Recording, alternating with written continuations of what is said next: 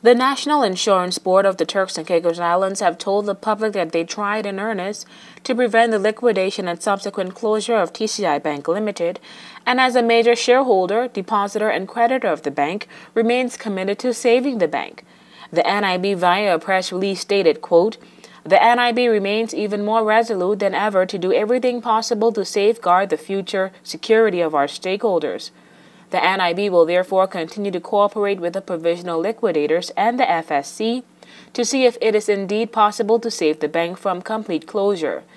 This may not be easy, but it is the NIB's hope that a satisfactory agreement to save the bank is still possible. In the meantime, the NIB would encourage the provisional liquidators to keep the public properly informed of their rights and remedies and the steps being taken to protect depositors' interests as far as possible," end quote. The NIB explained to News 4 that they became increasingly concerned about the performance of the bank, in particular its loan portfolio and shortfalls of cash that had been accumulating for some time. To that end, steps were taken by the NIB in December to assist the bank with much-needed financial support, including pressing at the bank's AGM in January this year for a change of board leadership and supporting steps to seek an additional significant investment of funds. The NIB's representatives on the bank's board, according to the release, made some recommendations to assist the bank, but were unable to save the bank from eventual closure. The release said, quote, "Regrettably, that included making some very difficult but necessary decisions.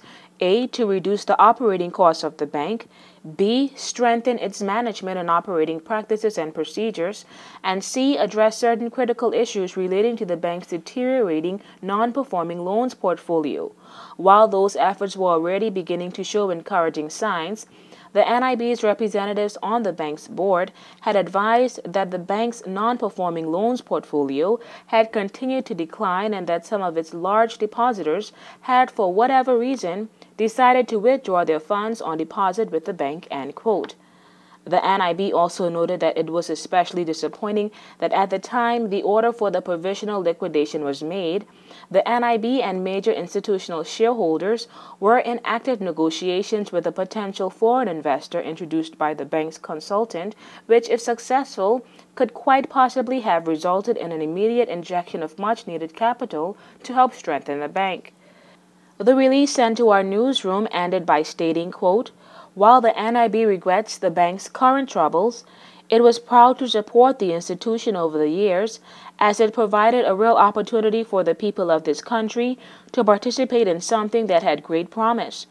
The NIB would also appeal to all depositors to remain calm and be patient while the provisional liquidators do their best to restore some semblance of order and help us to cope with this most untenable situation, particularly during this difficult period," end quote. For WIV4 News, I'm Takara Bain.